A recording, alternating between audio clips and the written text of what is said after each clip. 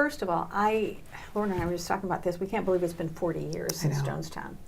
And I think about you constantly, because we've known each other for so long, about how you are now dealing with all that. Did you suppress it? Did you have to go to counseling? Those are some of the things that are swirling in my head. But before we get to that, can you just take me back to that moment, if it's not too traumatic for you? On the airstrip? Yeah.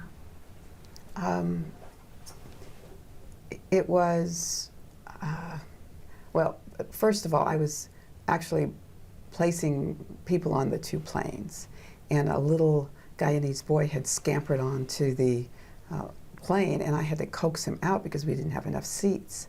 And as I was trying to coax him out, the tractor trailer had arrived and started shooting, but my back was to it. So I didn't see it. I didn't even know what the sounds were. And then everyone started to scurry. And then Ryan started to run. And so then I ran under the plane, and as I was running, he was hit once, and then he was hit again and fell. And I just ran to one of the wheels and tried to hide there, pretending I was dead. And it seemed like it went on forever. It must have been, a couple of minutes, but they had identified who they wanted to kill. And they came and shot the congressman. They shot Don Harris, the NBC reporter, the cameraman, the sound man, Greg Robinson, the Examiner photographer, and me. Now, every time I go back to that moment, I thank God that I'm still alive, because there's no reason why I am alive. My whole right side of my body was blown up. My right thigh was totally destroyed, but the femoral artery was still intact. If that had been severed, I would have bled to death in 90 seconds. So, there's so many thoughts that run through your head when you're dying. And I was 28 years old, and I had resigned myself to the fact that I was dying. And because I'm a good Catholic girl, I said the act of contrition and waited for the lights to go out. Always thinking my parents would never know what happened to me. I had a flash that, oh my gosh, I'm never going to get married. I'm never going to have kids. I'm never going to live to be 85.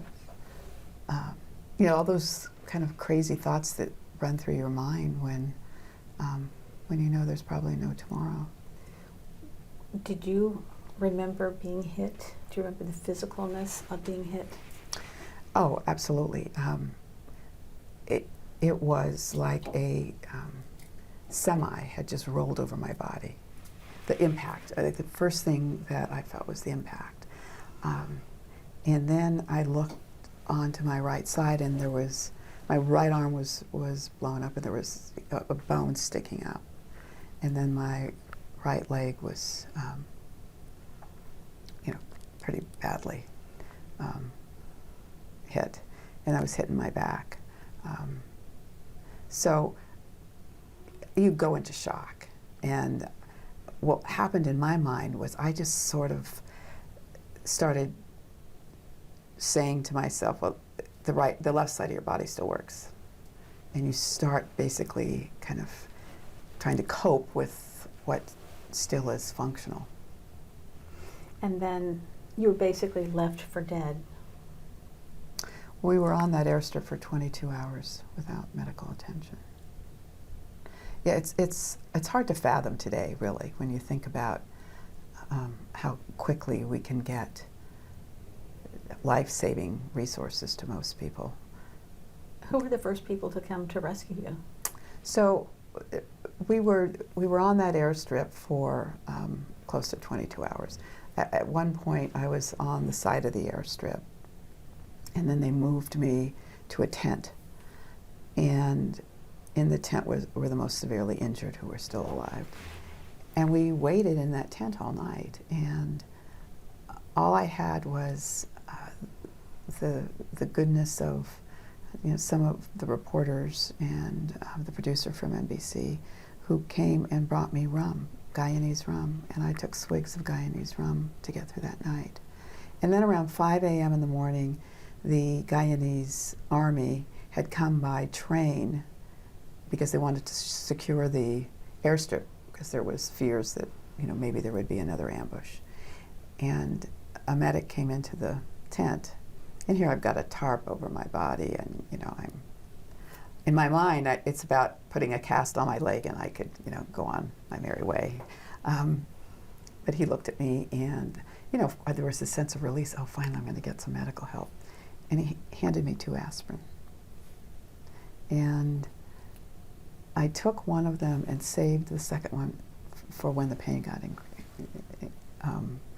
so intense that I couldn't handle it. And then when I was airlifted out of there, as they were lifting me off the cot, that aspirin was still there.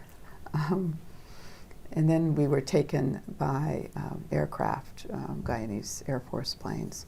A cargo plane took us to the capital in Georgetown, and there was a U.S. medevac plane, this big white plane with the words "the United States of America" over on the side of the plane.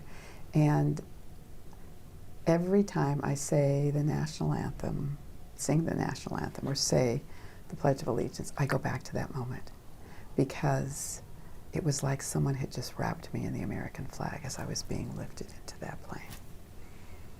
How many surgeries did you have to have? 2 months, at least 10 surgeries. In the hospital the whole time? Hospital. And immediately they thought they were going to have to amputate my leg and or my arm because I had gas gangrene.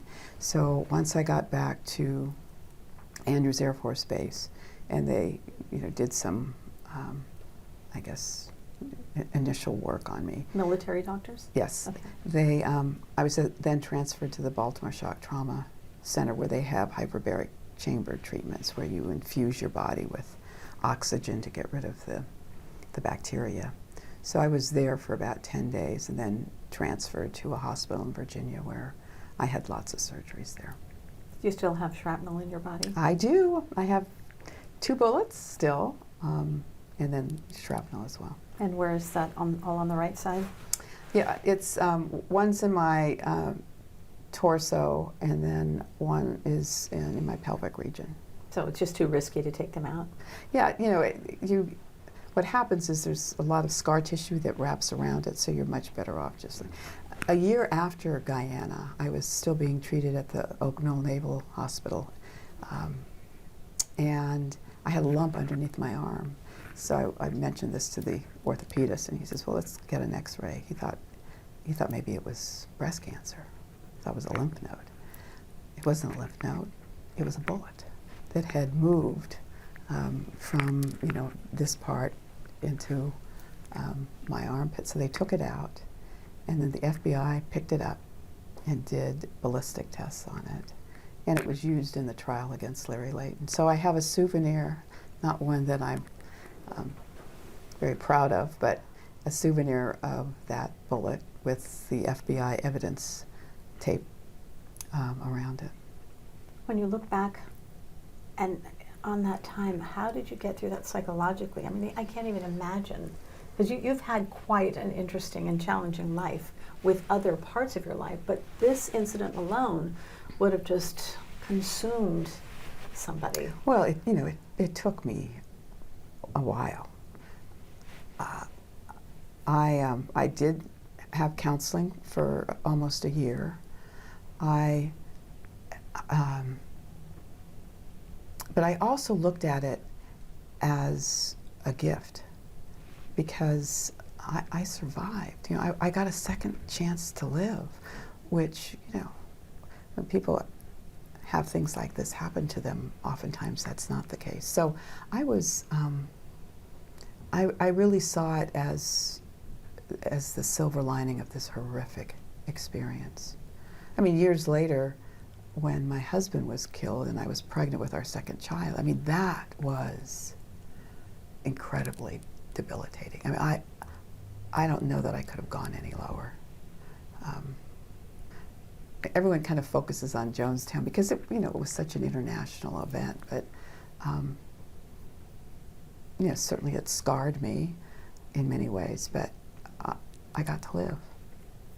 And I know that we have this special that's coming up, and they're going to be talking about the largest mass suicide murder in known history. And when you look back on that and meeting Jim Jones and all of those things, what are some of the thoughts you have about that? Well, I mean, you met him. I met him. I was convinced he was a fraud. I heard all the stories from the defectors, so I knew that he was an unstable person going in, and was concerned about that trip.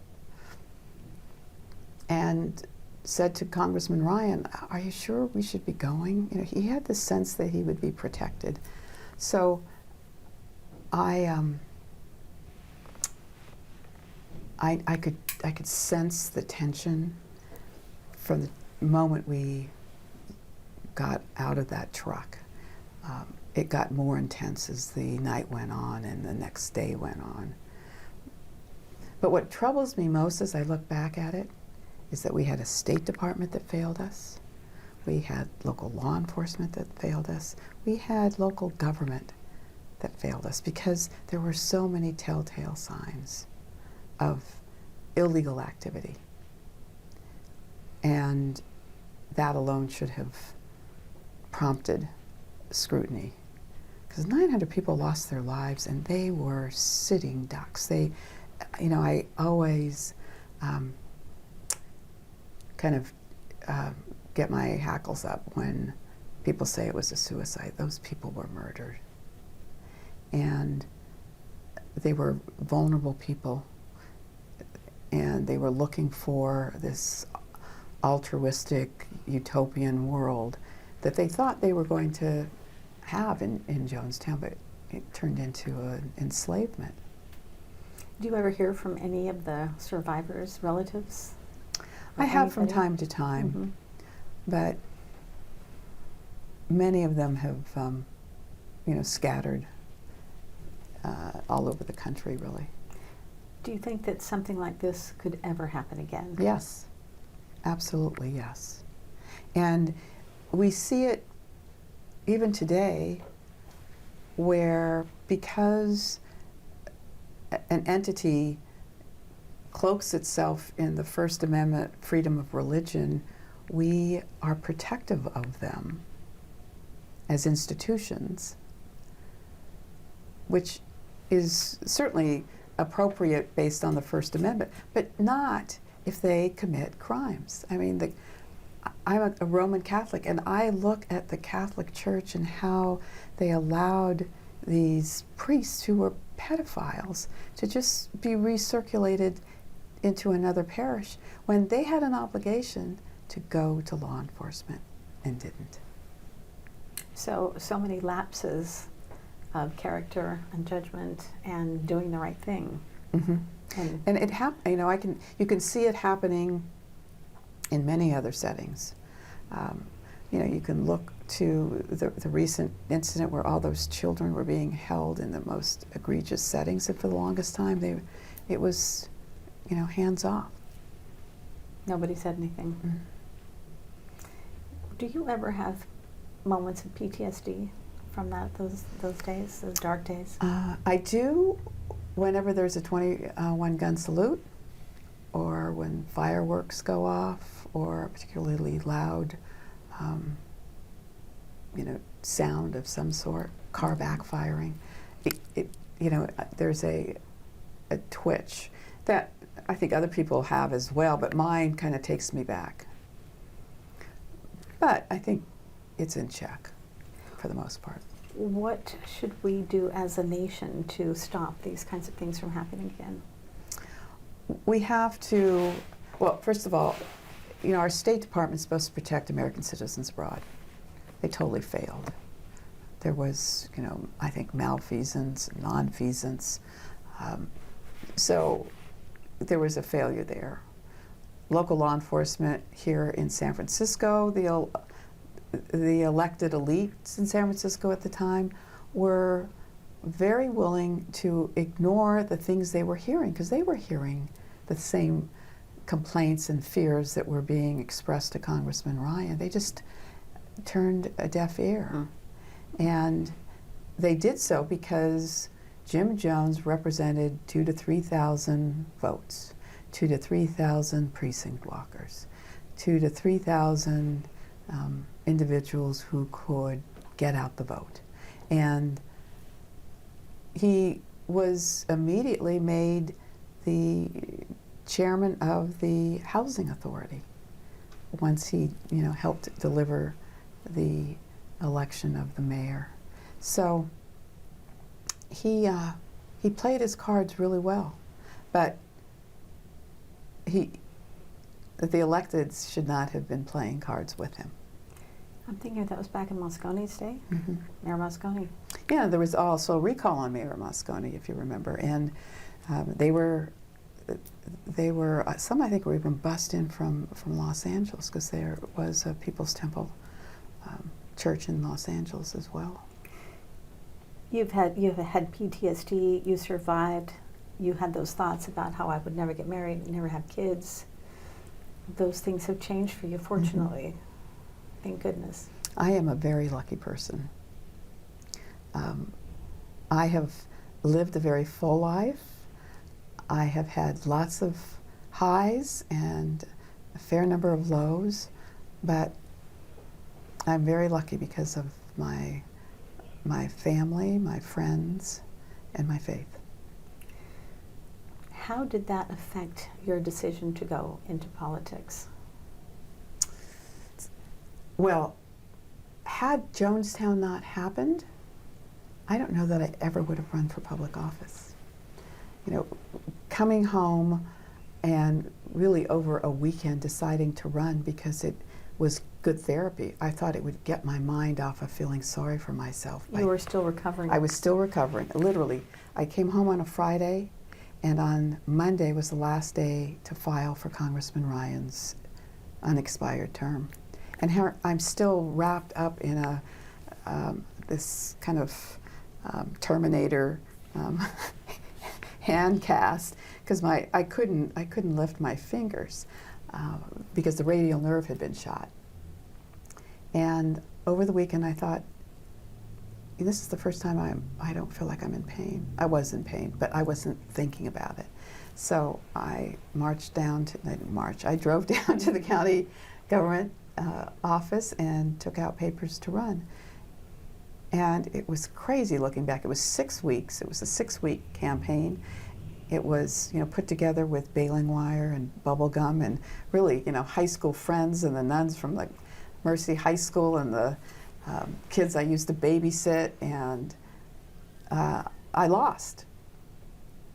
But it really prepared me to run again.